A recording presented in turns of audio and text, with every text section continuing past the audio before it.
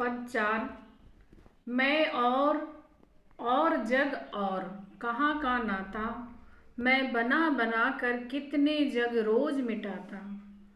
जग जिस पृथ्वी पर जोड़ा करता वैभव, मैं प्रतिपल से उस पृथ्वी को ठुकराता। कवि कहता है कि मुझ में और संसार में, दोनों में कोई संबंध नहीं।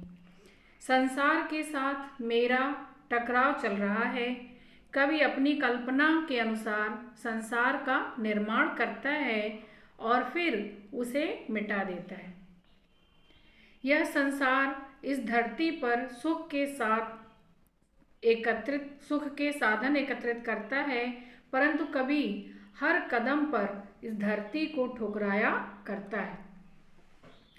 अर्थात वह जिस संसार में रहता है उसी के प्रतिकूल आचार विचार करता है। कवि कहता है कि संसार और पृथ्वी का जो वैभव है, लोग उसके पीछे भागते हैं, किंतु मुझे धन और वैभव का, इस ऐश्वर्य का कोई भी मोह नहीं। मैं निज रोदन में राग लिए फिरता हूँ, शीतल बाड़ी में आग लिए फिरता हूँ। हो जिस पर भूपों के प्रसाद निछावर, मैं वह खंडहर का भाग लिए फिरता हूँ। कब कहता है कि वह अपने रोदन में भी प्रेम लिया फिरता है, अर्थात उसकी बाड़ी करुणा से परिपूर्ण है, लेकिन वह प्रेम से भरी हुई है। उसकी शीतल बाड़ी में आग समाया हुआ है, उसमें असंतोष झलकता है। उसका जीवन प्रेम में निराशा के कारण खंडहर सा लगता है। फिर भी उस पर अनेक राजाओं के सुंदर महल निछावर करता है और उसी महल का एक छोटा सा अंश, छोटा सा टुकड़ा वह अपने हृदय में लिए फिरता है, जिस पर लोग सैकड़ों महलों के सौंदर्य को निछावर करते हैं। अगला पद है, मैं रोया जिसको तुम कहते हो गाना, मैं फूट पड़ा तुम कहते छंद बनाना।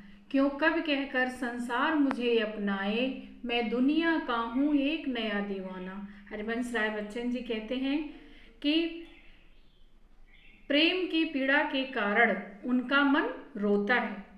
हृदय की व्यथा शब्द के रूप में प्रकट होती है, तो लोगों ने उसे कविता का निर्माण करना कहा।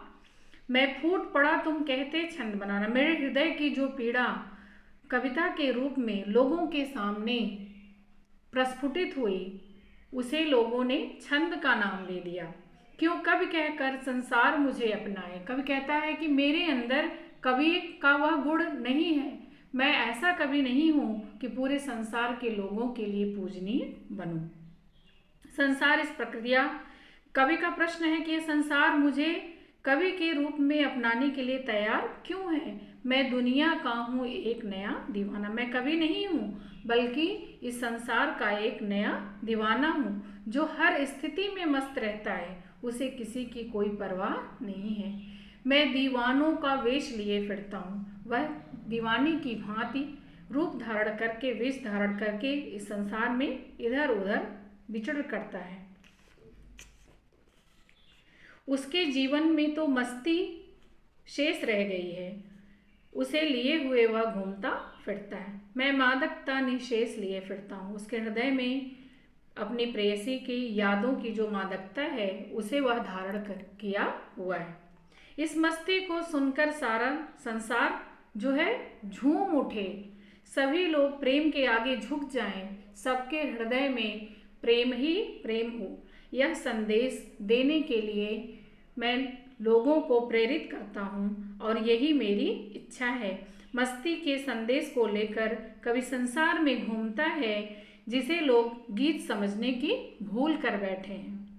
प्रस्तुत कविता में श्रृंगार रस की अभिव्यक्ति है, खड़ी बोली का स्वाभाविक चित्रण किया गया है। इसमें कवि अपनी मनोदशा का वर्णन किया है।